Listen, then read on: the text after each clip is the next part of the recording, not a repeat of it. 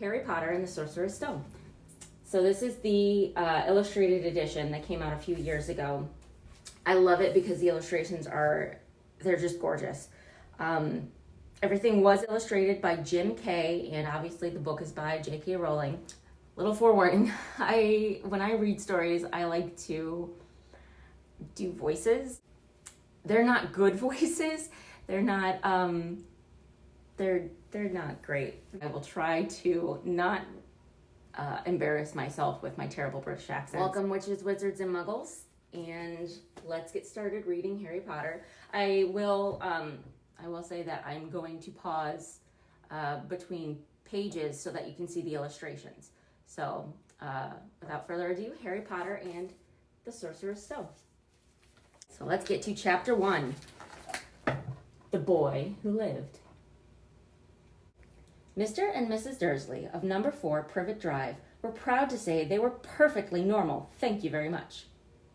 They were the last people you'd expect to be involved in anything strange or mysterious because they just didn't hold with such nonsense. Mr. Dursley was the director of a firm called Grunnings, which made drills. He was a big, beefy man with hardly any neck, although he did have a very large mustache. Mrs. Dursley was thin and blonde and had nearly twice the usual amount of neck, which came in very useful as she spent so much of her time craning over garden fences, spying on the neighbors. The Dursleys had a small son called Dudley, and in their opinion, there was no finer boy anywhere. The Dursleys had everything they wanted, but they also had a secret, and their greatest fear was that someone would discover it. They didn't think they could bear it if anyone found out about the Potters. Mrs. Potter was Mrs. Dursley's sister, but they hadn't met for several years. In fact, Mrs. Dursley pretended she didn't have a sister at all because her sister and her good-for-nothing husband were as un-Dursleyish as it was possible to be. The Dursleys shuddered to think what the neighbors would say if the Potters arrived on their street. The Dursleys knew that the Potters had a small son too, but they had never seen him. Let's share this one more time. All right.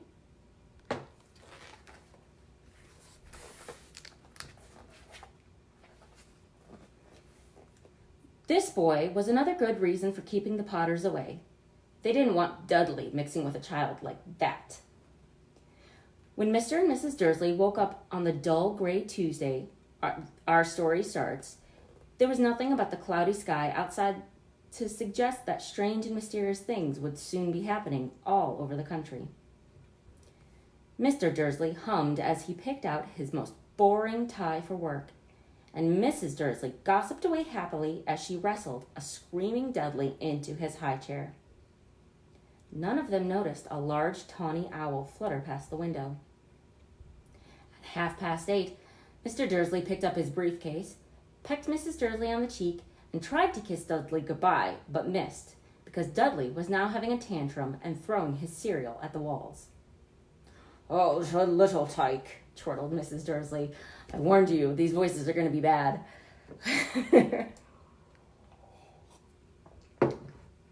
Chortled Mr. Dursley as he left the house. He got into his car and backed out of number 4's drive. It was on the corner of the street that he noticed the first sign of something peculiar. A cat reading a map. For a second, Mr. Dursley didn't realize what he had seen. Then he jerked his head around to look again. There was a tabby cat standing on the corner of Privet Drive, but there wasn't a map in sight. What could he have been thinking of? Must have been a trick of the light. It must have been a trick of the light. Mr. Dursley blinked and stared at the cat. It stared back. As Mr. Dursley drove around the corner and up the road, he watched the cat in his mirror. It was now reading the sign that said Privet Drive. No, looking at the sign. Cats couldn't read maps or signs. Mr. Dursley gave himself a little shake and put the cat out of his mind. As he drove toward town, he thought of nothing except a large order of drills he was hoping to get that day. But on the edge of town, drills were driven out of his mind by something else. He had sat in the usual morning traffic jam. As he sat in the usual morning traffic jam, he couldn't help noticing that there seemed to be a lot of strangely dressed people about. People in cloaks. Mr. Dursley couldn't bear people who dressed in funny clothes. The get-ups you saw on young people. He supposed this was some stupid new fashion. He drummed his fingers on the steering wheel, and his eyes fell on a huddle of these weirdos standing quite close by. They were whispering excitedly together. Mr. Dursley was enraged to see that a couple of them weren't young at all. Why, that man had to be older than Mr. Dursley was, and wearing an emerald green cloak.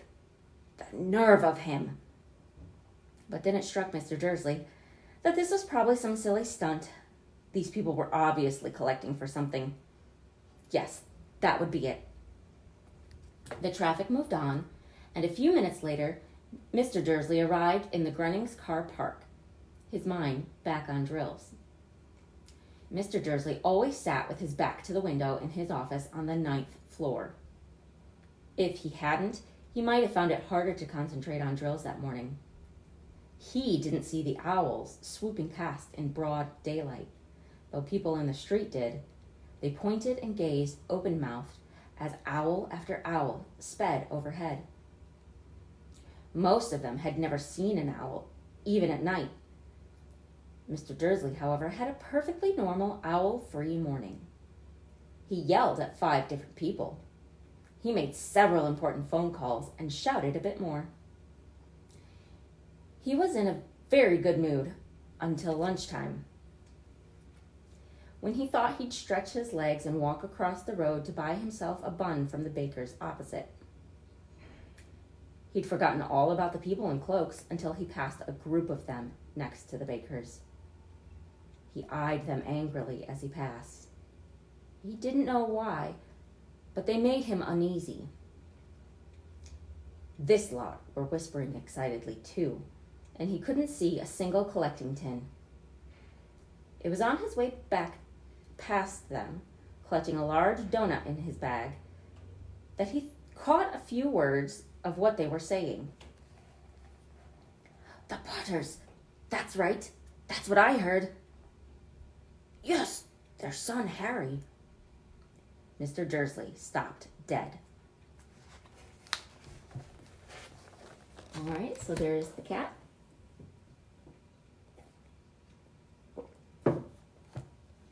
And there's a little picture of a raven.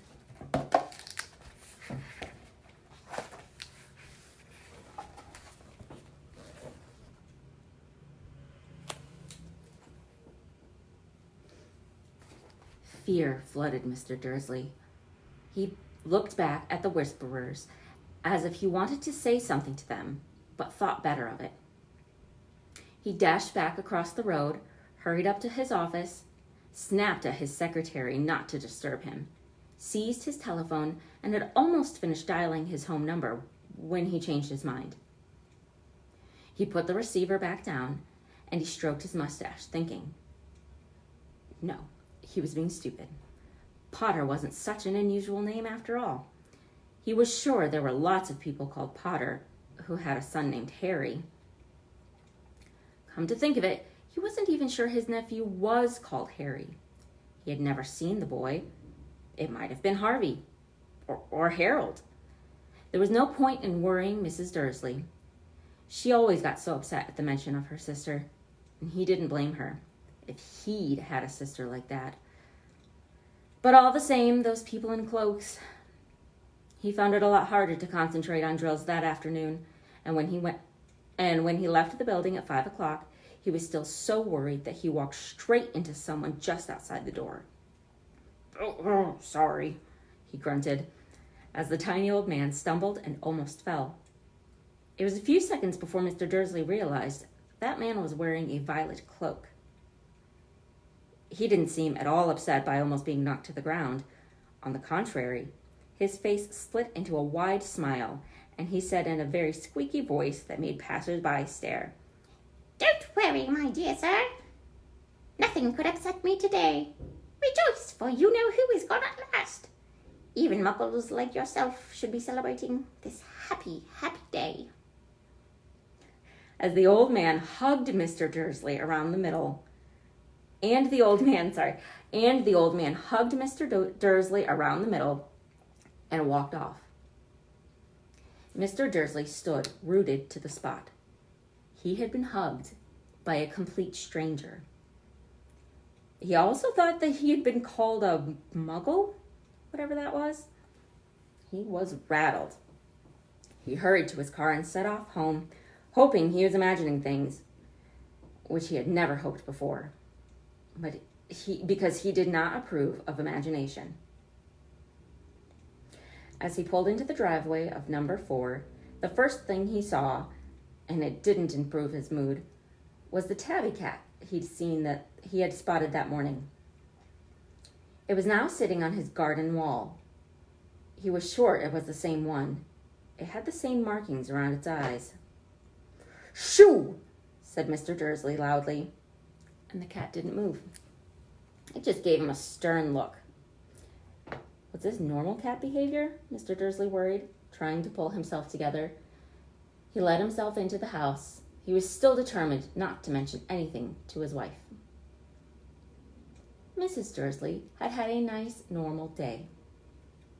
She told him over dinner about Mrs. Next Door's problems with her daughter and how Dudley had learned a new word, "shan't." Mr. Dursley tried to act normally. When Dudley had been put to bed, he went into the living room in time to catch the last report on the evening news. "And finally, birdwatchers everywhere have reported that the nation's owls have been behaving very unusually today. Although owls normally hunt at night and are hardly ever seen in daylight, there have been hundreds of sightings of these birds flying in every direction since sunrise. Experts are unable to explain why the owls have suddenly changed their sleeping pattern." The newsreader allowed himself to grin. Most mysterious. And now over to Jim McGuffin with the weather. "Going to be any more showers of owls tonight, Jim?" "Well, Ted," said the weatherman, "I don't know about that, but it's not only the owls that have been acting oddly today. Viewers as far apart as Kent, Yorkshire, Dundee have been phoning in to tell me instead of the rain I promised yesterday, there have been a downpour of shooting stars. Perhaps people have been celebrating bonfire night early. It's not until next week, folks. But I can promise a wet night tonight." Again, I'm sorry. These voices are terrible.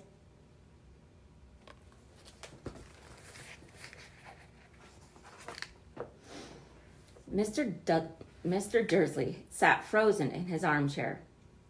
Shooting stars all over Britain, owls flying by daylight, mysterious people in cloaks all over the place, and a whisper about the Potters. Mrs. Dursley came into the living room carrying 2 cups of tea. It was no good. He'd have to say something to her. He cleared his throat nervously. "Petunia, dear, you haven't heard from your sister lately, have you?"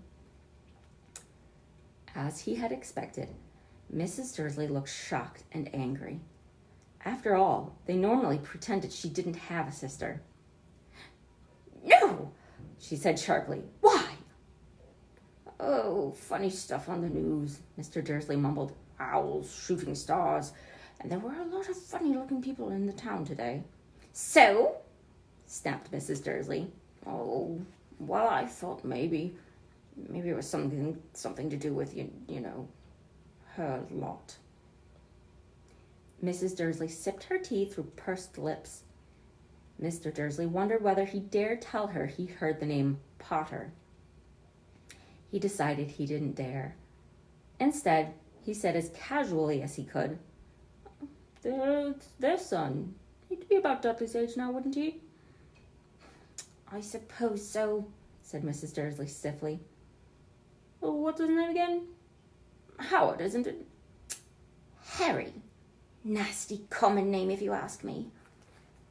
Oh, yes, said Mr. Dursley, his heart sinking horribly. Yes, I quite agree. He didn't say another word on the subject as they went upstairs to bed. While Mrs. Dursley was in the bathroom, Mr. Dursley crept into the bedroom window and peered down into the front garden. The cat was still there. It was staring down Privet Drive as though it was waiting for something. Was he imagining things? Could all this have anything to do with the Potters? If it did, if it got out that they were related to a pair of... Well, he couldn't think to bear it. The Dursleys got into bed. Mrs. Dursley fell asleep quite quickly, but Mr. Dursley lay awake, turning it all over in his mind. At last, his last comforting thought before he fell asleep was that even if the Potters were involved, there was no reason for them to come near him and Mrs. Dursley. The Potters knew very well that what he and Petunia thought about them and their kind. He couldn't see how he and Petunia could get mixed up in anything that might be going on. He yawned and turned over. It couldn't affect them. How very wrong he was. Mr. Dursley might have been drifting into an uneasy sleep, but the cat on the wall outside was showing no sign of sleepiness. It was sitting as still as a statue, its eyes fixed, unblinkingly, on the far corner of Privet Drive. It didn't so much as quiver when a car door slammed in the next street, nor when two owls swooped overhead. In fact, it was nearly midnight before the cat moved at all. A man appeared on the corner the cat had been watching. Appeared so suddenly and silently, you'd have thought he just popped out of the ground. The cat's tail twitched, and its eyes narrowed.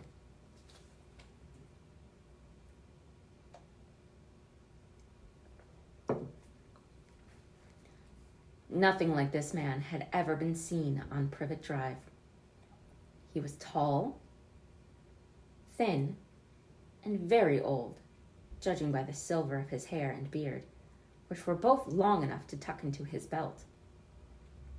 He was wearing long purple robes, a purple cloak which swept the ground, and high-heeled buckled boots.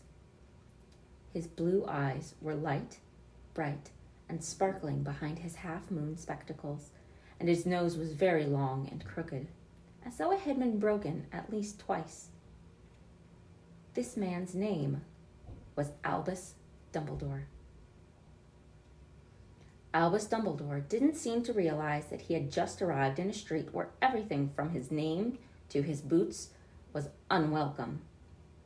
He was busy rummaging in his cloak, looking for something. But he did seem to realize that he was being watched, because he looked up suddenly at the cat. Excuse me.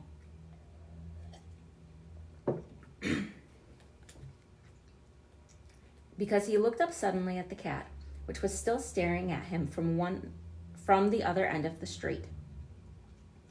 For some reason, the sight of the cat seemed to amuse him. He chuckled and muttered, "I should have known." He had found what he was looking for inside his pocket. It seemed to be a silver cigarette lighter.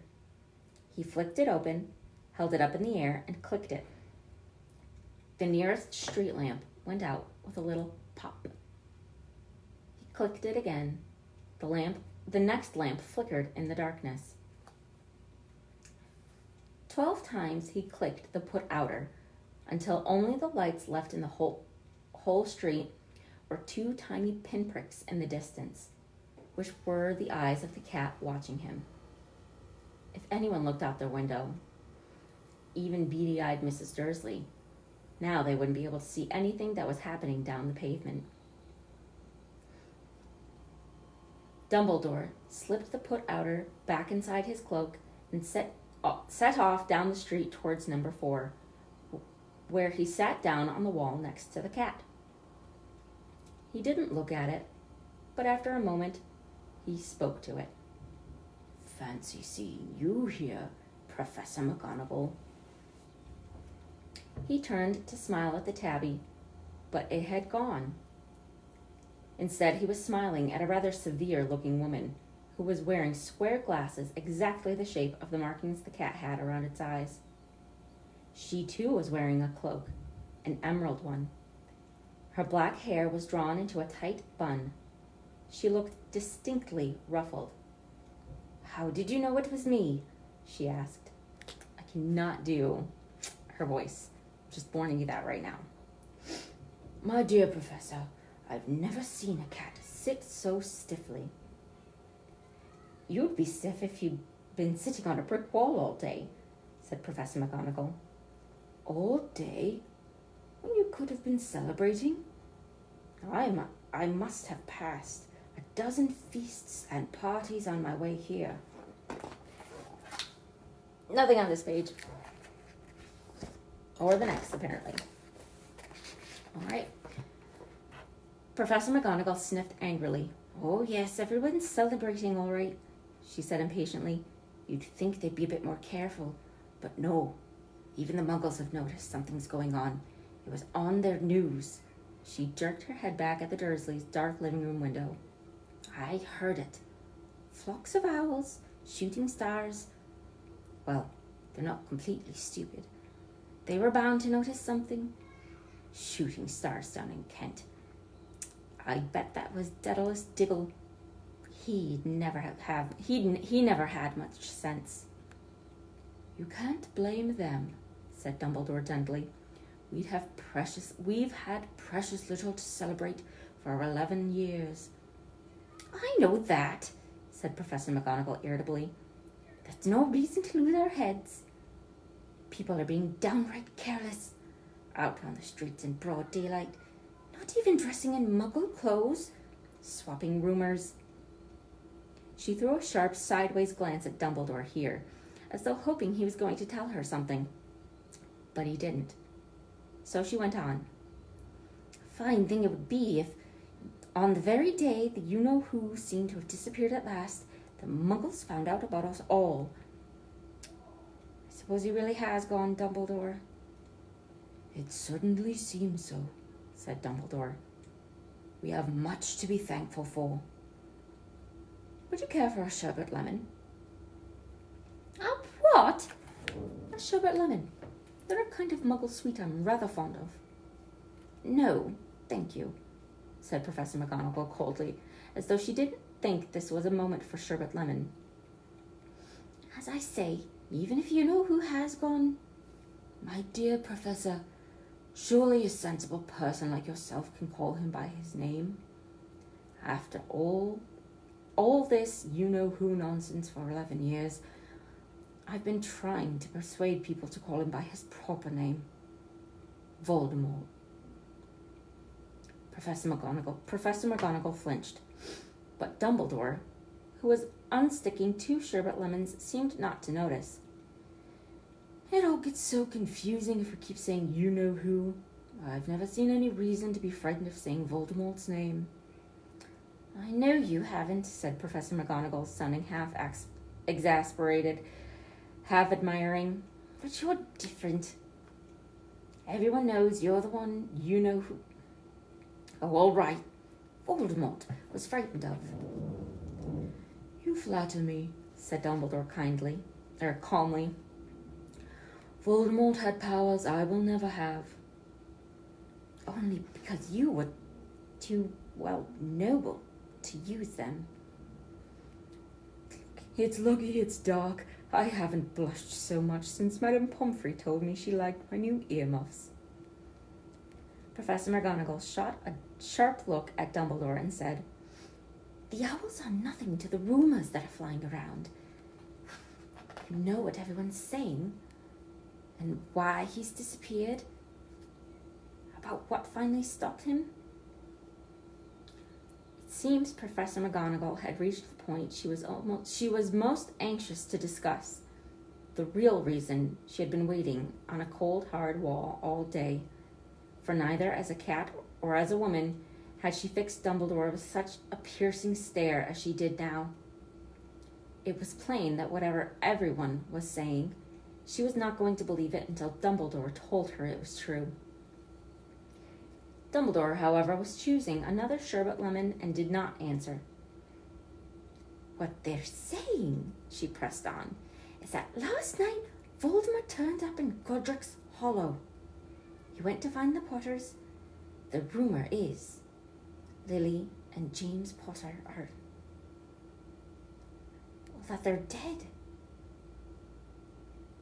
Dumbledore bowed his head. Professor McGonagall gasped. Lily, James, I can't believe it. I didn't want to believe it. Oh, Albus. Dumbledore reached out and patted her on the shoulder. I know, he said heavily. Professor McGonagall's voice trembled as she went on. That's not all. They're saying he tried to kill the Potter's son, Harry. But he couldn't. He couldn't kill that little boy, and no one knows why or how, but they're saying that he couldn't kill Harry Potter. That when he couldn't kill Harry Potter, Voldemort's power somehow broke. And that's why he's gone. Dumbledore nodded glumly. It's true, faltered Professor McGonagall. After all he's done, after the people he's killed, he couldn't kill a little boy. It's just astounding of all the things to stop him. But how in the name of heaven did Harry survive? We can only guess, said Dumbledore. We may never know. Professor McGonagall pulled out a lace handkerchief and dabbed at her eyes beneath her spectacles. Dumbledore gave a great sniff as he took a... Sorry. Dumbledore gave a great sniff as he took a gold watch from his pocket and examined it. It was a very odd watch.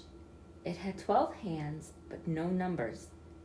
Instead, little planets were moving around the edge. It must have made sense to Dumbledore, though, because he put it back in his pocket. Hagrid's late. I suppose it was he who told you I'd be here, by the way. Yes, said Professor McGonagall. And I don't suppose you're going to tell me why you're here, of all places. I've come to bring Harry Potter to his aunt and uncle. They're the only family he has left now. You can't mean the people who live here, cried Professor McGonagall, jumping to her feet, pointing at number 4. Dumbledore, you can't! I've been watching them all day. You wouldn't find 2 people who are less like us. And they've got this son. I saw him kicking his mother all the way up the street, screaming for sweets. Harry Potter, come and live here. It's the best place for him, said Dumbledore firmly. His aunt and uncle will be able to explain everything to him when he's older. I've written them a letter. A letter? Repeated McGonagall faintly, sitting back down on the wall. Dumbledore,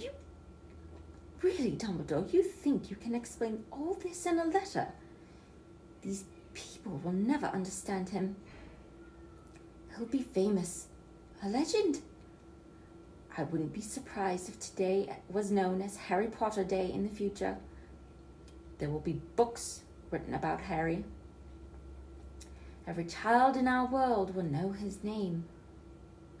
Exactly, said Dumbledore, looking very serious over the top of his half-moon glasses. It would be enough to turn any boy's head. Famous before he can walk and talk. Real quick, I forgot to show the picture before I turn the page. I'll show it again. Famous before he can walk and talk. Famous for something he won't even remember. Can't you see how much better off he'll be growing up away from all that until he's ready to take it? Professor McGonagall opened her mouth, changed her mind, swallowed, and then said, Yes, you're right, of course. But how is the boy getting here, Dumbledore? She eyed his cloak suddenly, as though she thought he might be hiding Harry underneath it. Hagrid's bringing him. You think it wise to trust Hagrid with something as important as this? I would trust Hagrid with my life, said Dumbledore. I'm not saying his heart isn't in the right place, said said Professor McGonagall grudgingly. But you can't pretend he's not careless. He does tend to... What was that? A low rumbling sound had broken the silence around them, and it grew steadily louder as they looked up and down the street for some sign of a headlight. It swelled to a roar as they both looked up to the sky, and a huge motorbike fell out of the air and landed on the road in front of them. If the motorbike was huge, it was nothing to the man sitting astride it. He was almost twice as tall as a normal man and at least 5 times as wide. He looked simply too big to be allowed, and so wild. Long tangles of bushy black hair and his beard hid most of his face. He had hands the size of dustbin lids, and his feet in their leather boots were like baby dolphins. In his vast muscular arms, he was holding a bundle of blankets. Hagrid, said Dumbledore, sounding relieved. At last. And where did you get that motorbike? Borrowed it, Professor Dumbledore, said the giant, climbing carefully off the motorbike as he spoke. Young Sirius Black lent it to me, sir. I've got him here, sir. No problems? No, sir. House was almost destroyed, but I got him out of it all right before the Muggles started swarming round. He fell asleep just as we were flying over Bristol. Dumbledore and Professor McGonagall bent forward over the bundle of blankets. Inside, just visible, was a baby boy fast asleep. Under a tuft of jet black hair over his forehead, they could see a curiously shaped cut, like a lightning bolt. Is that where? Whispered Professor McGonagall. Yes, said Dumbledore. He'll have that scar forever. Couldn't you do something about it, Dumbledore? Even if I could, I wouldn't. Scars can come in useful. I have one myself over my left knee, which is a perfect map of the London Underground. Well, give him here, Hagrid. We'd better get this over with. Dumbledore took Harry in his arms and turned toward the Dursleys' house.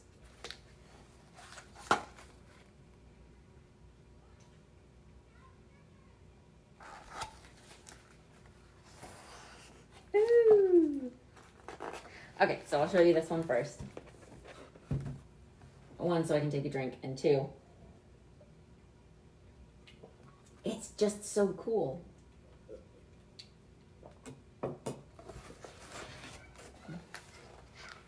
Could I say goodbye to him, sir? Asked Hagrid.